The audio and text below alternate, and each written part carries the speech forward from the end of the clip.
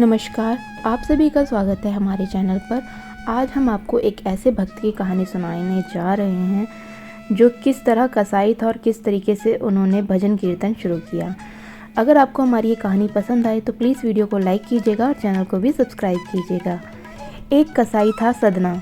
वह बहुत ही ज़्यादा ईमानदार था और भगवान के नाम कीर्तन में मस्त रहता था। वह हर समय भगवान नाम का कीर्तन करता रहता था, यहाँ तक कि मांस को काटते बेचते हुए भी वह भगवान का नाम ही गुनगुनाता रहता था।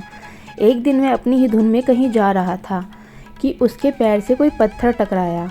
वह रुक गया। उसने देखा एक काले रंग के गोल पत्थर से उसका पैर टकरा गया है। उसने वह पत्थर उठा लिया और अपनी जेब में रख लिया, यह सोचकर कि यह पत्थर मांस तोलने के काम आएगा। वापस आकर उसने वह पत्थर मांस के वजन को तोलने के काम में लगा लिया। कुछ ही दिनों में उसे समझ आया कि यह पत्थर कोई साधारण पत्थर नहीं है, क्योंकि जितना वजन उसे तोलना होता उस पत्थर का वजन उतना ही हो जाता। धीरे धीरे यह बात फैलने लगी कि सदना कसाई के पास वजन तोलने वाला एक चमत्कारी पत्थर है। वह जितना चाहता है पत्थर उतने ही तोल का हो जाता है। किसी को 1 किलो मांस देना हो तो तराजू में उस पत्थर को एक तरफ डालने पर दूसरी ओर 1 किलो का मांस ही तुलता है। अगर किसी को 2 किलो चाहिए तो वह पत्थर 2 किलो के भार के जितना भारी हो जाता है। इस चमत्कार के कारण उसके यहाँ लोगों की भीड़ जुटने लगी। भीड़ जुटने के साथ ही सदना की दुकान में बिक्री भी बढ़ने लगी। बात एक साधारण और एक शुद्ध ब्राह्मण तक भी जा पहुंची। हालांकि वह ऐसी अशुद्ध जगह पर जाना नहीं चाहते थे जहां मांस कटता हो व बिकता हो, किंतु चमत्कारिक पत्थर को देखने की उनकी उत्सुकता उसे सदना की दुकान पर खींच ही लाई। दूर से खड़ा वह सदना कसाई को मीट तोलते देखने लगा। उसने देखा कि कैसे वह पत्थर हर प्रकार के वजन के बराबर तुल रहा था। ध्यान से देखने पर उसके शरीर के रोए खड़े हो गए। भीड़ के छटने के बाद ब्राह्मण सदना कसाई के पास गया।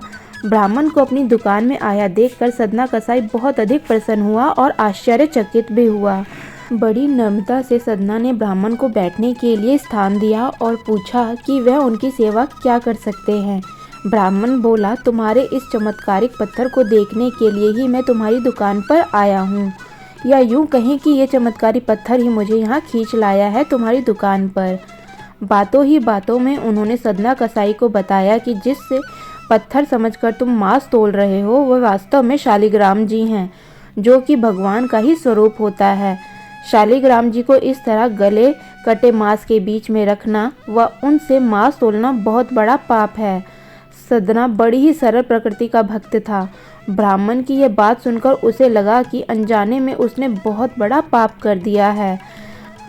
अनुनय विनय करके सदना ने वह शालिग्राम उन ब्राह्मण को दे दिया और कहा कि आप तो ब्राह्मण हैं, अतः आप ही इनकी सेवा परिचर्या करके इन्हें प्रसन्न करें।